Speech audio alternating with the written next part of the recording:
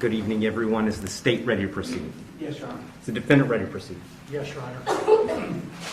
Sorry, it took me a little bit longer than anticipated, but there was a lot of information to consider. Let me just start by saying that as multiple people have observed, this is a particularly difficult case because there's really nothing that the court can do that's capable of fixing the harm that has been caused to the victims in this case. So that being said, I've got to start with the law. I'm bound by the law, and the law gives me a guideline for how to analyze an appropriate sentence in this case. So I want to start with the Camacho case.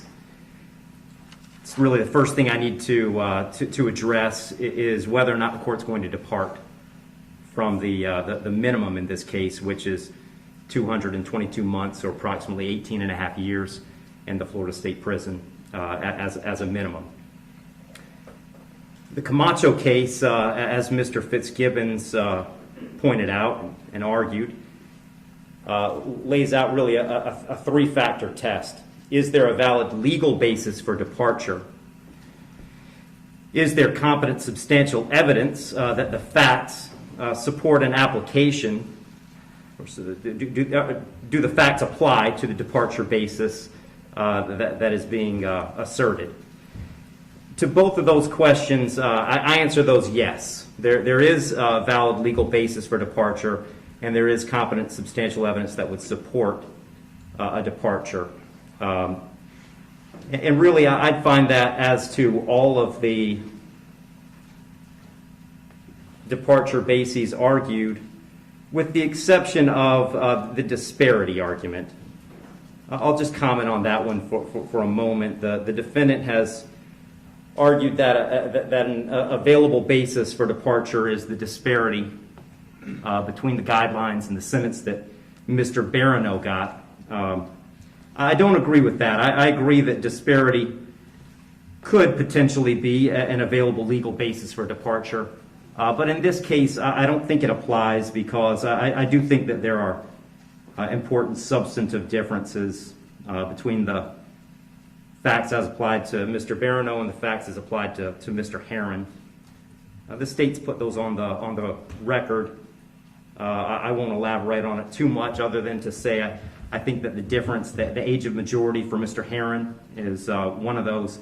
But mostly I just think that the facts are different as between those two defendants. And so I don't believe that the facts in this case support that as a departure basis because I believe that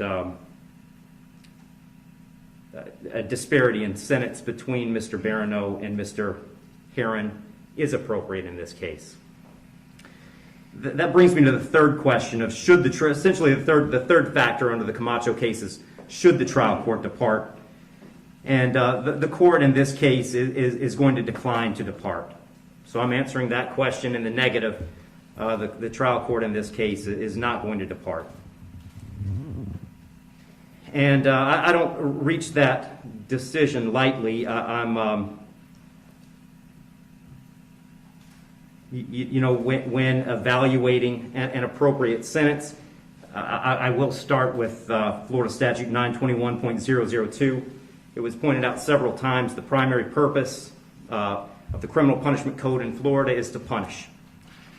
And I've got to take into account the severity of the primary offense and the circumstances surrounding the primary offense. When I take into account circumstances and severity, a lot of what I'm taking into account really when I sentence is intent and harm.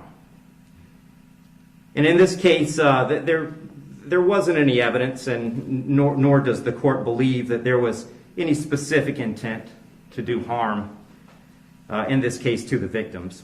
But there was intent to drive at an egregious speed, 102 miles an hour, regardless of the consequences and regardless of of who that ended up harming. And then the second part of that, the second component, is the harm caused. And in this case, it's just impossible to have greater harm than the harm that occurred in this case, which was the loss of a mother, loss of a baby, and really the loss of a family as it existed when this occurred. I did consider, I also want to make a record, I did consider sentencing Mr. Heron as a youthful offender, but for the same reasons that I'm discussing, I didn't think sentencing him as a youthful offender was appropriate. I agree that youthful offender was something that the court could have done. I did consider it. I carefully considered it. But the court just found that due to the serious nature of these offenses, the extreme nature of the conduct, and again, the level of harm, that a youthful offender sentence was not appropriate. So given that the court is not departing, the guidelines call for a sentence of essentially 18 and a half years at a minimum, and 30 years as a maximum. And the court doesn't find that either the minimum or the maximum is appropriate in this case.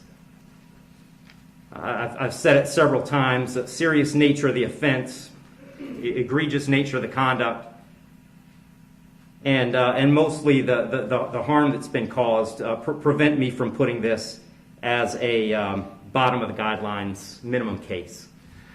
But the departure bases argued by the defendant did provide some reason not to put it at the top of the maximum. And specifically, the court did take into account that the defendant's 18, certainly responsible for his actions, and he's being held accountable for his actions. But the age of 18, the court finds is a mitigating factor and shouldn't put this at a maximum. Also, the complete lack of prior criminal history is something that the court considered as preventing this from being at the top. So having said all that, the court is going really toward the middle between the minimum under the guidelines and the maximum punishment permitted under Florida state law. So on count one, vehicular homicide, the court's going to adjudicate the defendant guilty, sentence him to 9 years in the Florida State Prison. On count two, same charge, court will adjudicate the defendant guilty, sentence him to 15 years Florida State Prison, and that'll run consecutive to count one, for a total of 24 years Florida State Prison. Count three is a misdemeanor, unlawful racing on a highway, so the court will adjudicate the defendant guilty, sentence him to time served. Give credit for time served, I believe, 2 days. Court will impose mandatory court costs. Mr. Heron, you have given up the right to appeal the determination of your guilt or innocence. You do have 30 days to appeal the sentence of the court. And I'll direct the bailiffs to take Mr. Heron into custody.